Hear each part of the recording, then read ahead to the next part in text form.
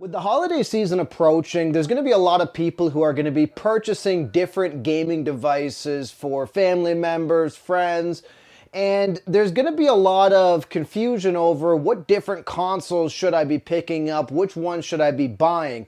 And if you're looking at the Xbox space, there's quite a few different choices at this junction. We have variations of the Series S with a 512 configuration still on the market, a 1 TB configuration on the market, and then you have a digital-only Series X, and then you have the disc-based Series X, and then you have the 1 TB version that'll slowly be going out of production of the Series S. So there's quite a few different options.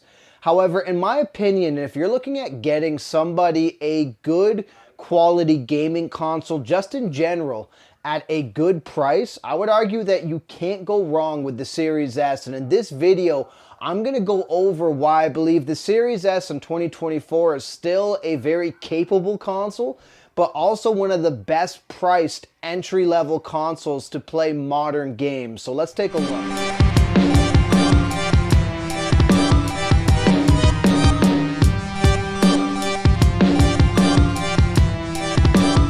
The first thing that stands out for the Series S, if you're shopping for one, is that its price point is better than any other next generation console that's on the market. And what I mean is, I believe PS5, if you want to get like a base model, for example, you're a minimum of 500 plus tax Canadian, whereas you can find a Series S brand new out of the box for as cheap as 300 Canadian at the moment. And usually as we get closer to the holidays, you'll even see it get discounted even more. For example, I bought one last year for my little brother for about $270 brand new. And when you look at that price point and you compare it to the Series X, the PS5, or even any of the other PS5 configurations, there's no doubt that the price point for the Series S is definitely the most appealing of all the next-gen consoles. And as it stands, even if you wanted to compare it to building a gaming PC, which I made a video on earlier this year to some controversial responses, but my point still stands that even if you wanted to build a PC equivalent, you're still way better off getting a Series S in terms of price. So one of the most appealing things for a lot of people is going to be that factor. Now you have to consider that you do lose some things out of the Series S at that price point that you wouldn't with the bigger brother Series X models or even some of the PS5 models, and that's things like your disk drive and for some people the 4K abilities. While the Series S does do a good job of upscaling on 4K displays, you can still definitely tell the difference between that and the Series X. But as I understand, the bulk of people playing on modern gaming consoles at this moment typically aren't using a 4K display anyways. And so if you're buying this for someone like a child or a sibling or something who isn't using a high-end display, I would argue that the Series S wins every single time as far as the value for that console goes. And that value is further extended by the fact that when you consider abilities like Game Pass out of the gate, these add a lot of appeal to the Series S console. And most of them come bundled with like a 3-month trial as well. I think you can get different configurations that come with like a year plus. But Game Pass is like Netflix for gaming, and as it stands between Xbox and Sony, Xbox does a substantially better job of their gaming service like Game Pass than Sony does. And what I mean is you have a very strong collection and library of games. You can get all the different Battlefields, Assassin's Creeds, things like Dead Space, even some of the Resident Evils have made their way over to Game Pass. And of course you also get to play any day one exclusive from any Microsoft studios on Game Pass like Black Ops 6.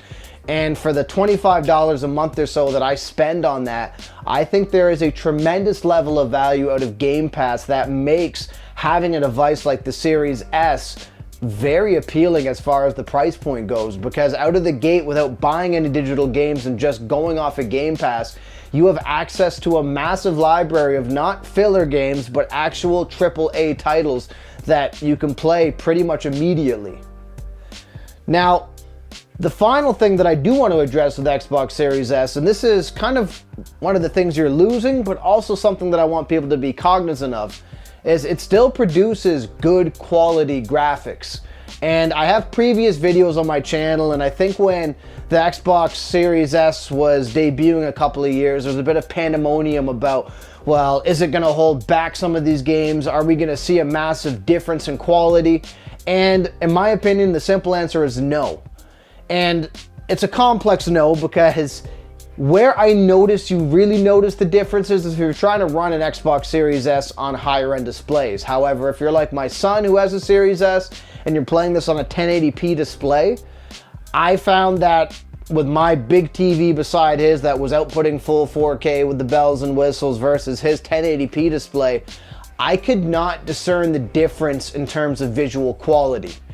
And so all the games that he played to me looked like next-gen titles, and they operated like next-gen titles with a couple little concessions that, unless you were trying to run it on a 4K display, you'd be hard-pressed to really tell the difference. And to me, that's kind of where the Series S actually really shines and really does show its value, because at a $300 price point, you still don't really lose out visually in terms of a lot of the different games that are on it. And even comparing recent titles like Black Ops 6, I again could not tell really the difference between my Series X and my son's Series S when we were playing it together. And so what I'm trying to get at is, no matter what tier you pick, I think the Series S, if you're looking at this as a price-based decision and you're buying this for a child or a family member or something, I think they're still going to be incredibly satisfied and pleased with the graphics that this device outputs. And you're not out of luck if you do decide to go to a higher end display. The Series S still does do a good job of supporting 1440p displays on a lot of different games. But as it stands, it's overall to me a very well balanced console. You get a great price point, you have the access to the Game Pass service, which offers such a fantastic library of games, and you of course have, still in my opinion, really good quality next generation graphics being outputted from this device. So as it stands in 2024 and with this holiday season coming up, I still think there is no better value for a next gen gaming device than the Xbox Series S if you're trying to get something on a budget.